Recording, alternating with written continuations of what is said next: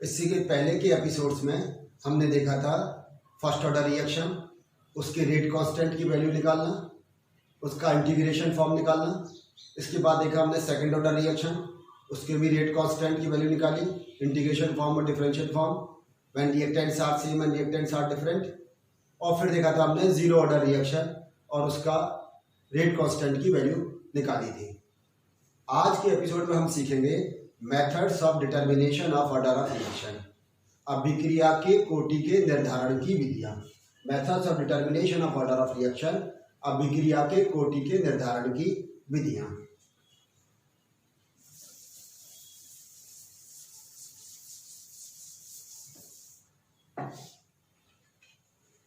जो पहला मेथड है वो है इंटीग्रेशन मेथड।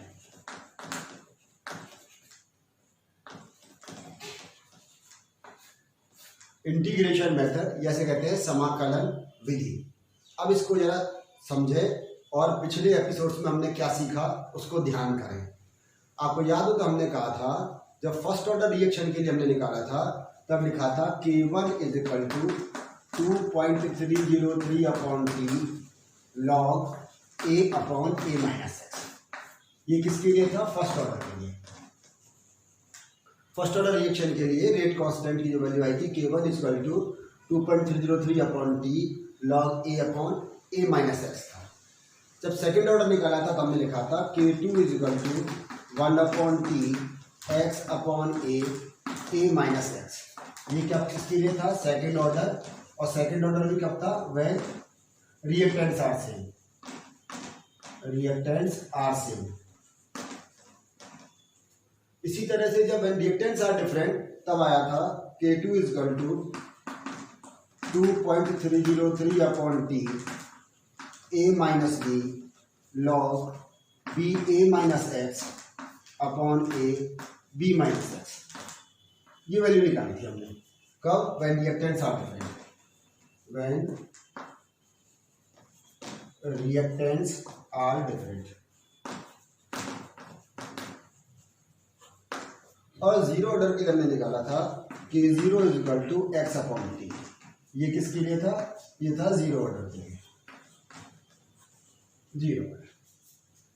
अब इन सब जो इंटीग्रेशन फॉर्म आई है इनको आप ध्यान से देखो तो इसमें आपको क्या मिलेगा? ए एक्स टी। यहां भी ए एक्स और टी। यहां चूंकि दो रिएक्टेंट थे इसलिए A B initial concentration x और टी, और यहां भी एक्स और टी। इसका मतलब हमें क्या मिल रहा है हर फॉर्मूले में? या तो हमें मिल रहा है ए, जो ए क्या था यहाँ पर? Initial concentration of the reactant. और दो रिएक्टेंट थे तो initial concentration of the reactant को ए से रिप्रेजेंट किया था, दो और बी वाले को बी स्मॉल बी से रिप्रेजेंट किया था। एक क्या मिल रहा है हमें? एक्स। एक्स क्या था यहाँ पर? एक्स था concentration of product at time T. T समय पर उत्पादों की सांद्रता, और टी यहाँ पर क्या है? समय है। तो यदि हमें एक्स, ए अथवा बी और टी की वैल्यू मालूम हो तो हम क्या कर सकते हैं? ऑर्डर ऑफ रिएक्शन निकाल सकते हैं। जैसे आपके पास में initial concentration of reactant A है, टी टाइम के बाद प्रोडक्ट की कंसंट्रेशन कितनी बनी? वो एक्स है और टी है। तो इस मैं फार्मूला में पुट करके देख लीजिए। यदि ये वैल्यू कांस्टेंट आती है टी समय के बाद 5 मिनट बाद कितनी? ए तो कांस्टेंट हो गई, एक्स कितना बना? फिर यहाँ पर 5 रख देंगे। फिर 10 मिनट के बाद कितना बना? 15 मिनट के बाद कितना बना? 20 मिनट के बाद कितना बना? ऐसे हर बार समय को यहाँ रखते हुए एक्स की वैल्यू डिफरेंट होते हुए यदि हम ये वैल्यू पुट करें और K1 की वैल्यू निकालें हर बार, और वो K1 की वैल्यू आए कांस्टेंट, वो क्या है? स्थिरांक। इसका मतलब क्या है? वो फर्स्ट ऑर्डर रिएक्शन है। फिर समझे ध्यान से, जो आपके पास एक्स, ए और टी की वैल्यू है उनको इस फॉर्मूले में पुट कर दीजिए। अलग अलग समय पर अलग अलग K1 के मान प्राप्त होंगे। यदि वे सभी मान समान हैं, यदि K1 के सभी मान समान या कांस्टेंट मिलते हैं, इसका मतलब वो फर्स्ट ऑर्डर रिएक्शन है। यदि नहीं मिलते हैं इसका मतलब वो फर्स्ट ऑर्डर नहीं है। तो फिर सेकंड ऑर्डर आप पुट करके देखिए। धन रिएक्टेंट एक रिएक्टेंट है तो इसमें पुट करके देखिए, और यदि अलग अलग है तो इसमें वैल्यूज पुट करके देख लीजिए। यदि जिस किसी में भी रेट कांस्टेंट की वैल्यू K1 या K2 की वैल्यू कांस्टेंट आती है, मान लीजिए इसमें K2 की वैल्यू कांस्टेंट आती है, इसका मतलब क्या है? वो सेकंड ऑर्डर रिएक्शन है। इसी तरह से यहाँ रख के देखें x और t की वैल्यू, यदि k0 की वैल्यू कांस्टेंट आती है इसका मतलब वो जीरो ऑर्डर रिएक्शन है। तो हमें क्या करना पड़ेगा, इसमें x, a और t के वैल्यू रखते चले जाएंगे और यदि k की वैल्यू कांस्टेंट आती है तो वही उसका ऑर्डर ऑफ रिएक्शन होगा, वही उसकी अभिक्रिया की कोटि कहलाती है। एक तरह से ये हिट एंड ट्रायल मेथड है कि आप वैल्यू पुट करके देखें और जहां जहां यह आप जिस किसी में भी यह कांस्टेंट वैल्यू मिले, स्थिरांक मान मिले k का, वही उसका ऑर्डर ऑफ रिएक्शन कहलाता है। तो इसका नाम क्या दिया, इंटीग्रेशन मेथड। इंटीग्रेशन मेथड क्यों दिया, क्योंकि ये सब इंटीग्रल फॉर्म है और साथ में ये हिट एंड ट्रायल मेथड, प्रयास एवं सफलता की विधि भी कहलाती है। तो इस आधार पर हम क्या निकाल सकते हैं, ऑर्डर ऑफ रिएक्शन की वैल्यू निकाल सकते हैं कि उस अभिक्रिया की कोटि क्या है। दूसरा जो मेथड है वो है ग्राफिकल मेथड, ग्राफीय निरूपण।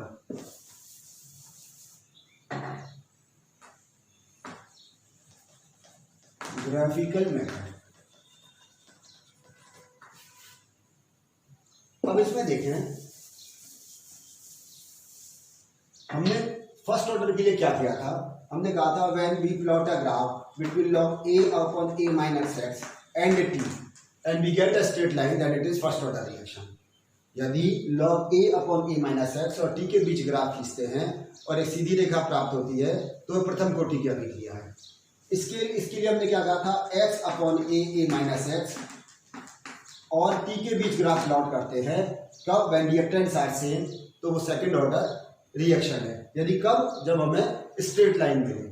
इसी तरह से यहाँ पर log ba minus x upon A B minus x और t के बीच ग्राफ प्लॉट करते हैं और हमें स्ट्रेट लाइन मिलती है तो वो सेकंड ऑर्डर रिएक्शन है व्हेन रिएक्टेंट्स आर डिफरेंट, जब अभिकारक अलग अलग हो। और यदि x और t के बीच ग्राफ प्लॉट करें और स्ट्रेट लाइन मिले तो वो जीरो ऑर्डर रिएक्शन है। तो वापस से समझे, ग्राफिकल मेथड से हमने क्या किया, हमें ग्राफ प्लॉट करना है। हमारे पास a, x और t की वैल्यू है। यदि log a upon a minus x और t के बीच ग्राफ प्लॉट करते हैं और हमें स्ट्रेट लाइन मिलती है, सीधी रेखा मिलती है, इसका मतलब वो फर्स्ट ऑर्डर रिएक्शन है। यदि x a माइनस एक्स और t के बीच ग्राफ प्लॉट करते हैं और फिर सीधी रेखा मिलती है, इसका मतलब वो सेकंड ऑर्डर रिएक्शन है व्हेन रिएक्टेंट्स आर सेम। यदि log b a minus x upon a b minus x और t के बीच ग्राफ प्लॉट करते हैं और फिर वो उसमें सीधी रेखा मिलती है, इसका मतलब वह भी सेकंड ऑर्डर रिएक्शन है but when reactants are different. और यदि x और t के बीच ग्राफ प्लॉट करते हैं और हमें सीधी रेखा मिलती है, इसका मतलब वो जीरो ऑर्डर रिएक्शन है। तो हमें ग्राफ बनाकर देखने होंगे, जिस किसी में सरल रेखा मिलेगी, सीधी रेखा मिलेगी, स्ट्रेट लाइन मिलेगी, वही इसकी ऑर्डर ऑफ रिएक्शन होगी। तो इस आधार पर ग्राफ बनाकर भी हम ऑर्डर ऑफ रिएक्शन का पता लगा सकते हैं। ये भी एक तरह का हिट एंड ट्रायल मेथड है। इसके अलावा तीसरा है फ्रैक्शनल चेंज मेथड, जिसे कहते हैं आंशिक परिवर्तन विधि। फ्रैक्शनल चेंज मेथड,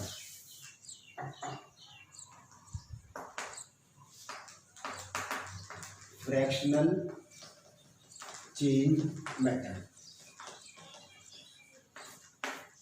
आंशिक परिवर्तन की विधि। अब याद करें पहले वाले एपिसोड्स में हमने क्या सीखा है। आपको याद हो, जब फर्स्ट ऑर्डर रिएक्शन हम पढ़ रहे थे तो हमने कहा था half life of first order reaction is independent to the initial concentration of the reactant, यानी कि प्रथम कोटि के अभिक्रिया की अर्धायु अभिकारकों की प्रारंभिक सांद्रता पर निर्भर नहीं करती है। सेकंड ऑर्डर के लिए क्या कहा था हमने, सेकंड ऑर्डर के लिए कहा था half life of second order reaction is inversely proportional to the initial concentration of the reactant.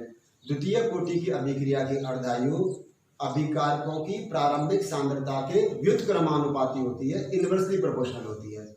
और जीरो ऑर्डर के लिए हमने कहा था कि half life is directly proportional to initial concentration of the reactant, कि शून्य कोटि की अभिक्रिया की अर्धायु अभिकारकों की प्रारंभिक सांद्रता के समानुपाती होती है। यदि इन सबको एक साथ लिखना हो तो कैसे लिखेंगे, यहाँ लिखेंगे t is proportional to 1/a⁴n-1। समझे जरा, यदि यहाँ पर n इक्वल टू 1 है, n इक्वल टू 1, इसका मतलब क्या है, ये फर्स्ट ऑर्डर रिएक्शन है, फर्स्ट ऑर्डर। तो यहाँ पर ये n 1 में से बन गया 0, किसी पावर 0 हो गई, यहाँ पर आ गया, तो केवल इस पर का मतलब क्या होगा कि यह इनिशियल कंसंट्रेशन पर डिपेंड नहीं करेगी फर्स्ट ऑर्डर के लिए, क्योंकि यहाँ पर 1 1 - 1 0 हो गया। समझना ठीक है। यदि यहाँ पर ये सेकंड ऑर्डर रिएक्शन हो तो 2 - 1 तो 1 बचेगा। इसका मतलब क्या हुआ, ये इनिशियल कंसंट्रेशन के इनवर्सली प्रोपोर्शनल हो गया। फिर समझे, ऑर्डर ऑफ रिएक्शन में यहाँ n की वैल्यू रख देंगे। यदि n की वैल्यू 2 रखेंगे यहाँ पर सेकंड ऑर्डर रिएक्शन, तो 2 में से 1 बचेगा। इसका मतलब half life is inversely proportional to initial concentration of the reactant. और यदि ये जीरो ऑर्डर रिएक्शन है तो यहाँ लिखेंगे 0 में से यहाँ -1 का a की पावर -1, a ऊपर चला गया। इसका मतलब t is proportional to a, यानी कि जीरो ऑर्डर रिएक्शन में हाफ लाइफ किस पर डिपेंड करती है, इनिशियल कंसंट्रेशन के डायरेक्टली प्रोपोर्शनल होती है।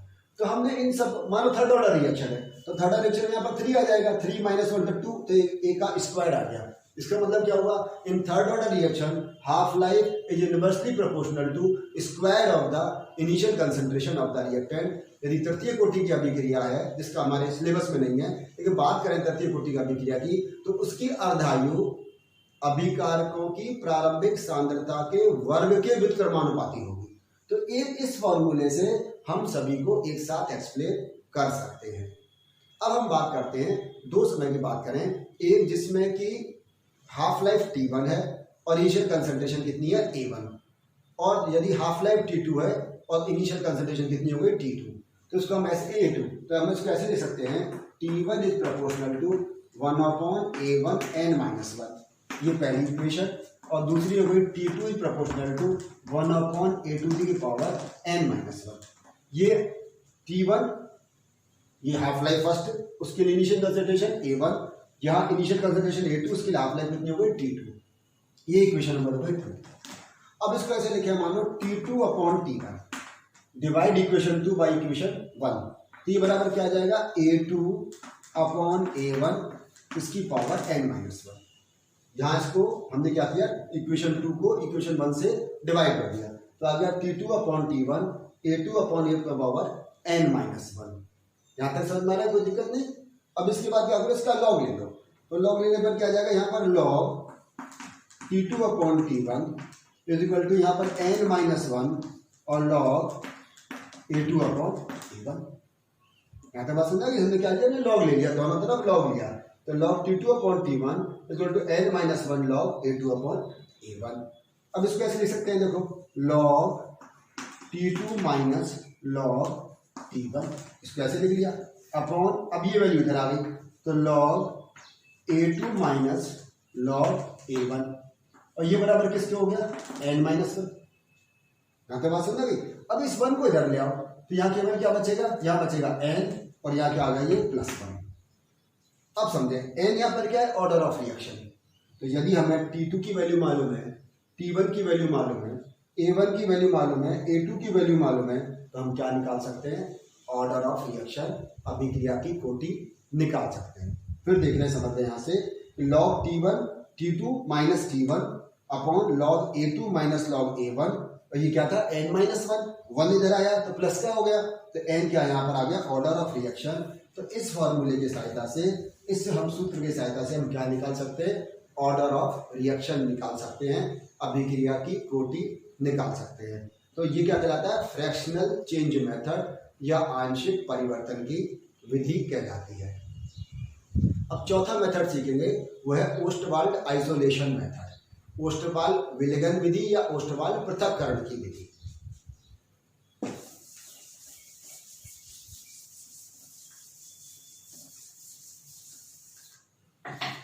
Ostwald isolation method.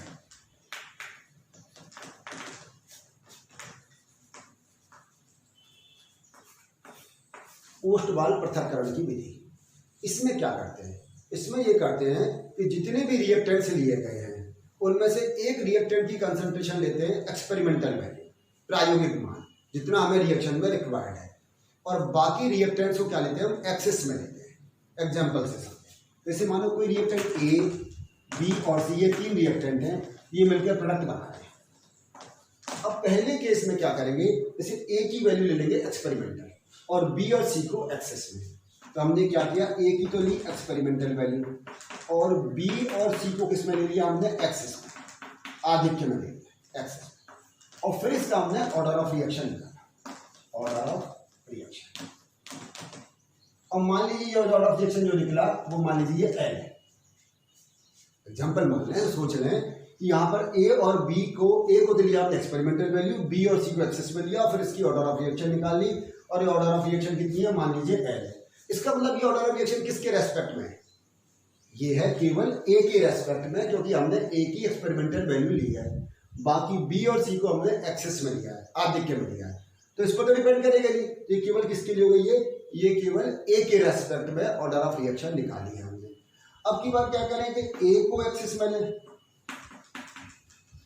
सी को भी एक्सेस में लें, और बी की ले लें एक्सपेरिमेंटल वैल्यू, और फिर इसका ऑर्डर ऑफ रिएक्शन निकालें। और मान लीजिए ये ऑर्डर ऑफ रिएक्शन कितना आता है, एम आता है। फॉर एग्जांपल ये ऑर्डर ऑफ रिएक्शन कितना आ गया, एम आ गया। तो ये एम ऑर्डर ऑफ रिएक्शन किसके रेस्पेक्ट में, ये है बी के रेस्पेक्ट में। बी के संदर्भ में अभिक्रिया की कोटि एम है, क्योंकि यहाँ पर ए की एक्सपेरिमेंटल वैल्यू ली थी, तो ए के संदर्भ में अभिक्रिया की कोटि एल है।